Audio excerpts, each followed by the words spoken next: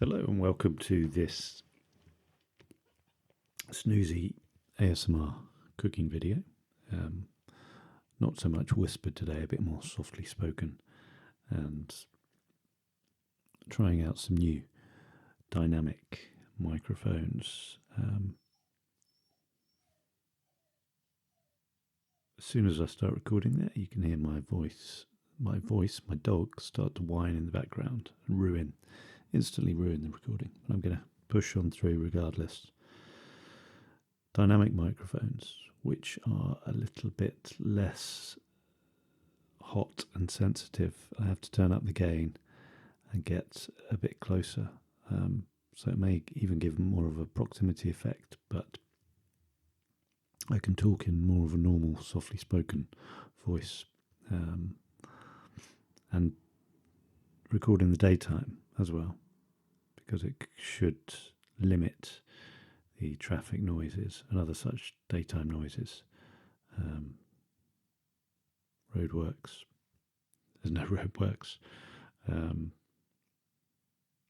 Building works. Maybe some building works. Aeroplanes going overhead. Lorries going past. Don't get many lorries down my road, but cars, lots of cars going past. There's one now. Hopefully these are getting cut out, whereas the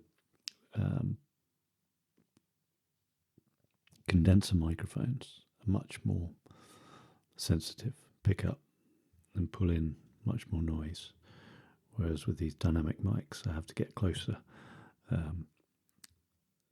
to have my voice properly picked up, or really close if I want the whispers effect to be heard properly from ear to ear. I've still got two microphones set up in stereo sound. Still two microphones set up in stereo sound to create that ear-to-ear effect. But I have to be careful not to go too close. Too much proximity effect if I go too close, so I have to try and pull off. Anyway, this is a test of these microphones, but also a chance to show you some cooking skills and a recipe which I recorded a few weeks ago now. This one is it's the main man.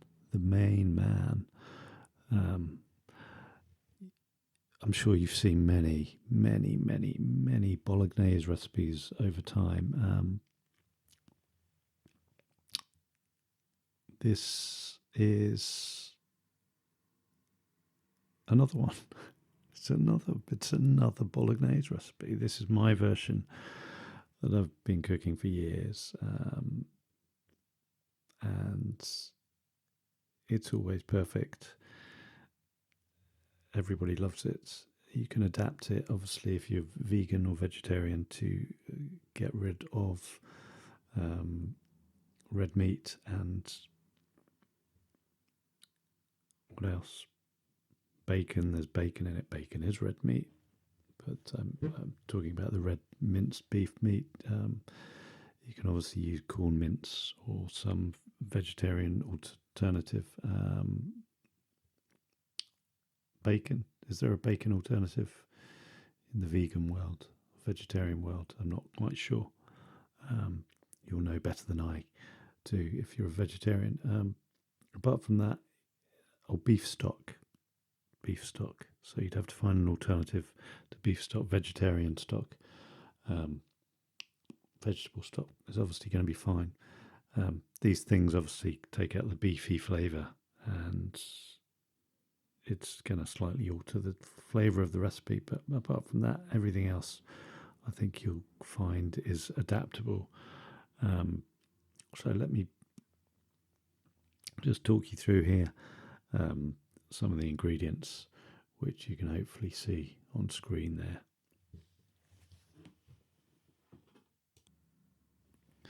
So there are some of the ingredients on the screen there. Starting at the bottom left with some green bay leaves, which you can see there, and I'm instantly going to cut straight away to some nice nature footage of my back garden. And you can see here the garden is looking nice and autumnal and splendid. And I'm just going to pick a few fresh bay leaves from the bay leaf tree which we have in our garden, Laurus nobilis, for any of those who wanted to know the Latin name for it. So let me just pick some of those off there. You will see a creepy, wrinkly hand appear out of the ether and pick the bay leaves. The footage is kind of reminiscent of a bit of a horror movie, in fact. Let's see what I do.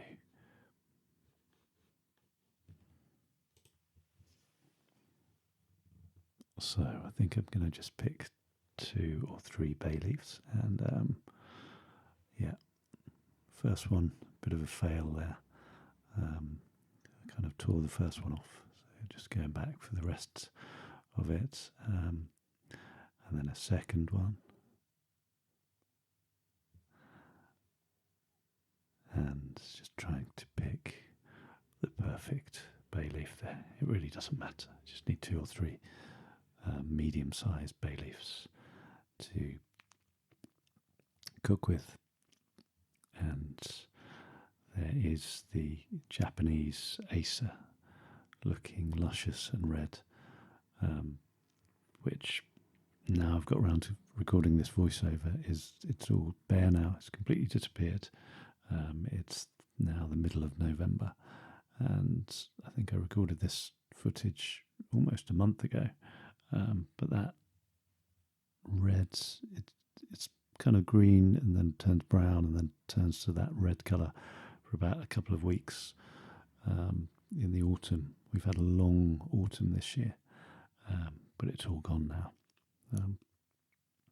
Got some nice red autumnal colours there for you. So here we are back with the ingredients here, and starting off with the bay leaves, which we've just picked from the garden. 3 cloves of garlic there, just medium size cloves. 2 sticks of celery, a carrot, some chestnut mushrooms, there's 4 there, a medium sized onion, some red wine, just a glass of red wine in the background there, some beef stock, some unsalted butter, the mincemeat, I think there's 500 grams worth of mincemeat there, salt and black pepper, and at the front there is, it looks like Parma ham, but it's actually just some cheap thin cut back bacon there. You could use Parma ham.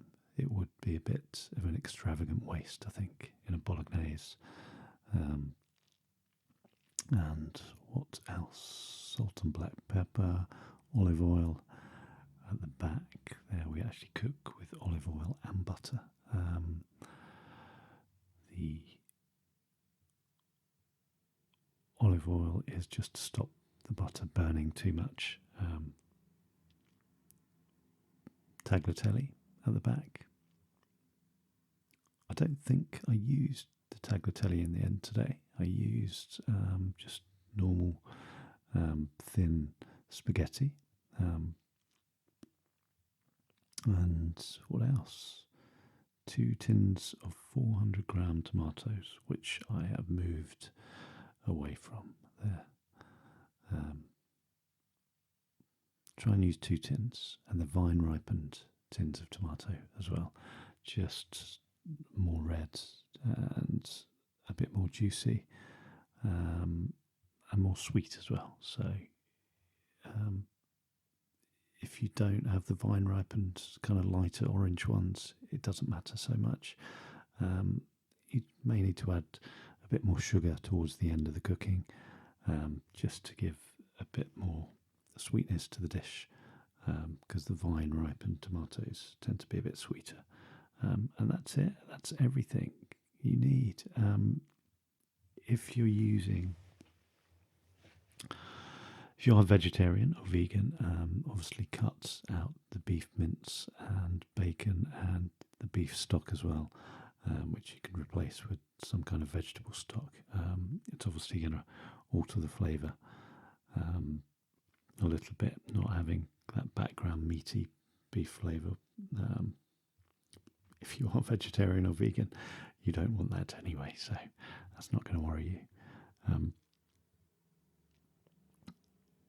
If you are a meat eater, do try and include all of these specific ingredients.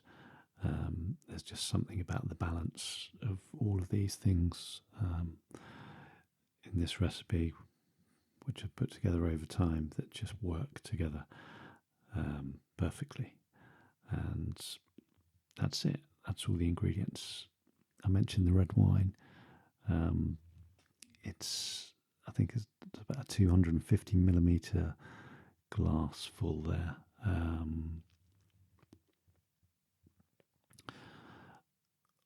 What is it? I think I don't drink anymore.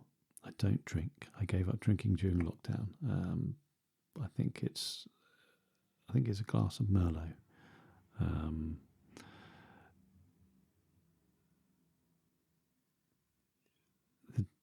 The wine you get will affect the flavour a little bit. So you can obviously get a deeper, darker. No, it's not a Merlot. It's a Cabernet Sauvignon. Any red wine will do. You don't need to buy a really expensive bottle because it's going to go in the Bolognese and be simmered down for an hour or so. And that's it. That's all the ingredients. So let's move on to